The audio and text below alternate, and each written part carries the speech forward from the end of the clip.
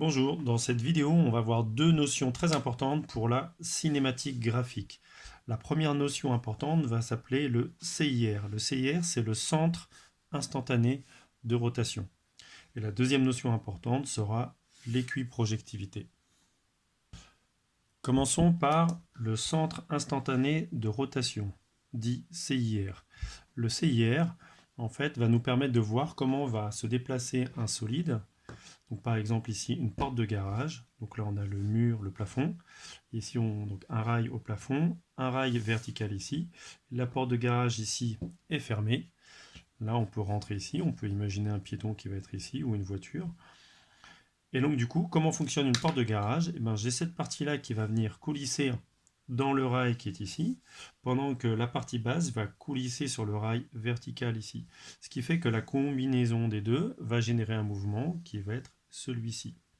Et là, on va se poser la question, quel est le mouvement de ce solide-là, à savoir de la porte du garage? Alors, avant de commencer ça, je vais vous rappeler qu'effectivement, quand on a un solide en rotation autour d'un axe, ici, là, ça va être son centre. Si je prends un point, n'importe lequel, qui va être, donc là, sens de rotation, je vais l'appeler oméga ici. Si je prends un point ici, un point A ici, ça, c'est le rayon. Et ici, la direction de la vitesse, quand je tourne comme ça avec ce rayon-là, je vais avoir une vitesse qui va être tangente ici, à savoir perpendiculaire au rayon. Et cette vitesse, ça va être oméga fois R. Hyper classique. Si je prends n'importe quel autre point ailleurs, sur le rayon, donc si je prends par exemple hop, ce point-là ici, tac, il va avoir le même rayon ici, et sa vitesse elle être aussi tangente à la trajectoire ou perpendiculaire au rayon. Et sa vitesse, V, sera du oméga fois R. Alors qu'est-ce qu'on constate ici? C'est que les vitesses sont perpendiculaires au rayon. Et quelle que soit la vitesse que je vais choisir, si je prends une vitesse n'importe où ici, je vais pouvoir tracer son rayon ici. Alors son rayon sera un petit peu différent, il est plus petit, hein.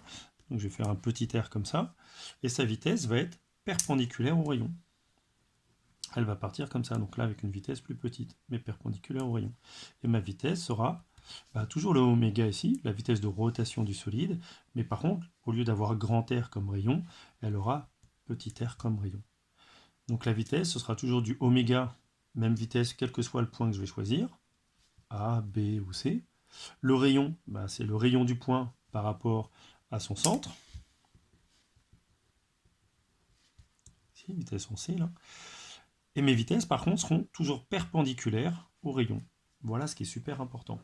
Ou si vous voulez, on peut le dire autrement. On peut dire que l'intersection des perpendiculaires aux vitesses, donc la perpendiculaire à cette vitesse, c'est le rayon, la perpendiculaire à cette vitesse, c'est le rayon, la perpendiculaire à cette vitesse, c'est le rayon. L'intersection des rayons, c'est le centre. Qu'est-ce que ça donne appliqué à ma porte? Si je reprends ma porte, j'ai bien conscience qu'effectivement mon solide, ici la porte, va se mettre à tourner. Mais autour de quoi? Quel est le centre de rotation de la porte? Alors si je ne prends pas ce point particulier ici, je la mets comme ça. Donc ça veut dire que j'ai le bas qui va être ici et le haut qui va être ici. Ma porte, à cet instant-là, je vais la dessiner en violette, ma porte est comme ça à cet instant-là. À ce moment-là. Donc ça, j'ai représenté une roulette ici, les roulettes vont rouler dans le rail ici. La vitesse de la roulette va être dirigée comme ça, vers le haut, ici. La vitesse de cette roulette va être dirigée comme ça, horizontalement.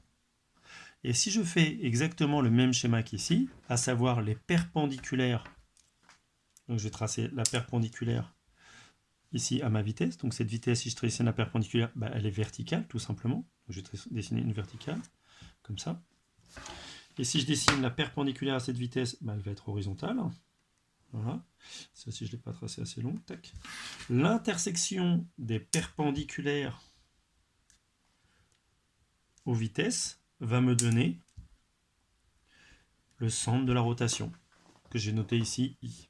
Je vais l'appeler I1 par exemple ici. Ça, c'est ce que je vais appeler justement le centre instantané de rotation.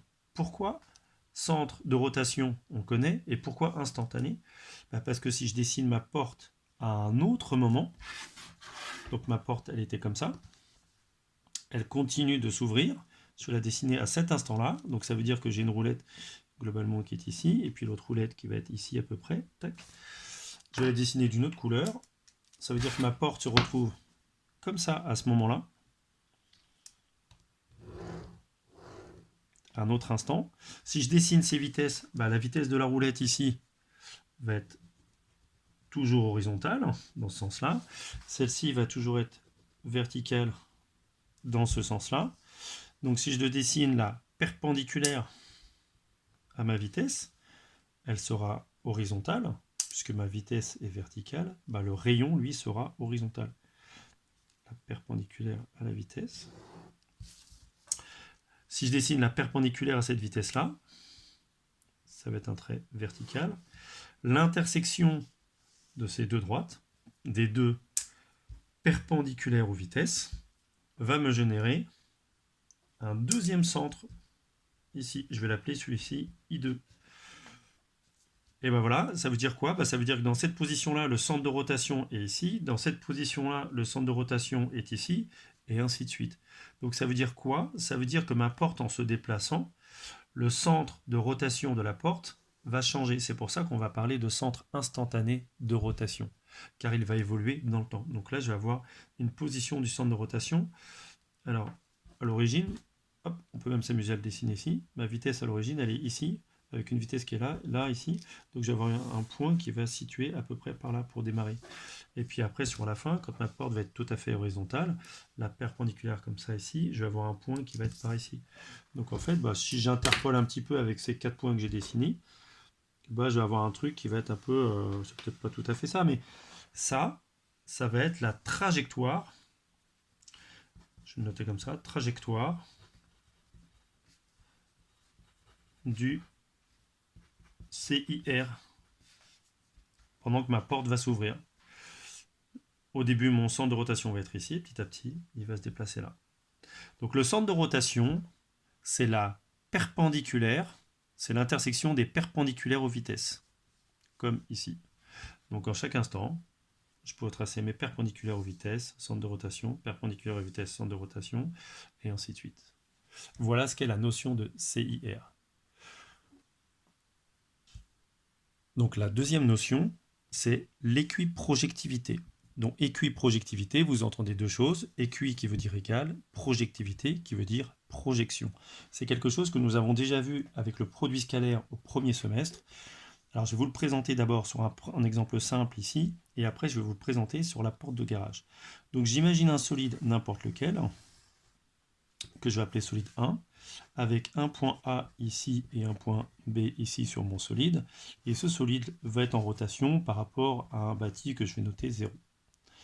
Mais je ne sais pas trop comment il tourne. Il tourne un peu comme la porte de garage, il peut avoir le mouvement qu'il veut, peu importe. On va dire que le centre de rotation va être par exemple ici, là.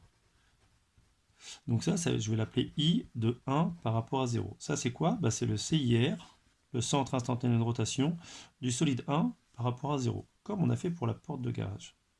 Ça veut dire quoi? Ça veut dire que c'est le centre de rotation de ce solide-là à ce moment-là. Donc, quand je vais vouloir construire les vitesses, les vitesses seront perpendiculaires au rayon. Donc la vitesse en A, si je construis son rayon ici, la vitesse va être perpendiculaire à ce rayon-là.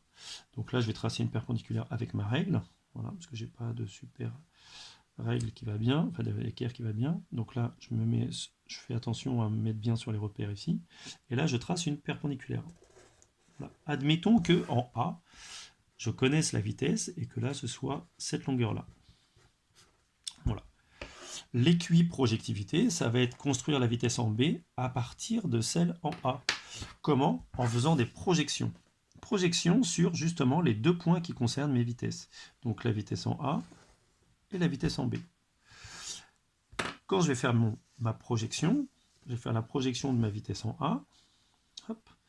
Voilà, donc toujours le même principe avec ma règle. Je me place bien sur les petits traits qui vont bien là, ici, là et en face, pour que je m'en serve d'équerre. Et là, je fais ma projection. Et là, je vais avoir la valeur de la projection. Cette valeur-là, je la reporte en B. Exactement la même. Je vais manquer d'espace, j'ai l'impression. Et donc du coup, ça veut dire que ma vitesse va être... Alors je vais la tracer un peu plus courte hein, pour avoir un peu d'espace ici, parce que sinon je vais tricher un petit peu. La perpendiculaire est à peu près par là, tac tac, ici. Voilà, normalement c'est censé passer au bout, mais là je manque un peu d'espace. Et quelle est la direction de ma vitesse? Bah oui, parce que ma vitesse, elle pourrait être soit comme ça, soit comme ça, soit comme ça. Voilà. Et ça, c'est la projection de la vitesse sur la droite AB. Donc la direction de la vitesse, bah, si je connais le centre de la rotation, bah, la vitesse sera perpendiculaire à son rayon. Donc si mon rayon hop, est là, je vais tracer la perpendiculaire. Voilà. La perpendiculaire au rayon. Donc là, perpendiculaire au rayon, je vais avoir ma vitesse qui va arriver à l'intersection de la droite verte et de la droite rouge perpendiculaire au rayon. Et ça, donc, ça va être la vitesse en B de 1 par rapport à 0. Et donc là, dans ce schéma, on comprend bien le terme d'équiprojectivité. Les projections de la vitesse en A et de la vitesse en B sont égales sur la droite passant par AB. Je retrouve la définition du CIR avec mes vitesses qui sont perpendiculaires au rayon. Perpendiculaire au rayon. Alors si je l'applique sur ma porte de garage, eh ben, j'ai dessiné deux cas. Un premier cas ici, un deuxième cas ici. Deux portes de garage. Donc le premier cas, la porte de garage est en train de s'ouvrir au tout début. Et là, elle a quasiment fini de s'ouvrir. Donc je vais imaginer que ma vitesse à ce moment-là soit une petite vitesse. Donc elle est verticale vers le haut. Je vais dessiner une petite vitesse comme ça ici. Verticale vers le haut. Si je dessine sa projection, là ma projection elle est très proche ici. Donc ça va me donner hop, cette longueur-là ici. Hop là. Cette longueur-là, je la reporte dans la continuité ici. Voilà, c'est à peu près cette longueur ici. Et comme ça va me permettre de calculer, enfin de dessiner la vitesse qui va être ici. La vitesse du galet, elle a cette direction-là, ici. Hop. La direction de la glissière, ici.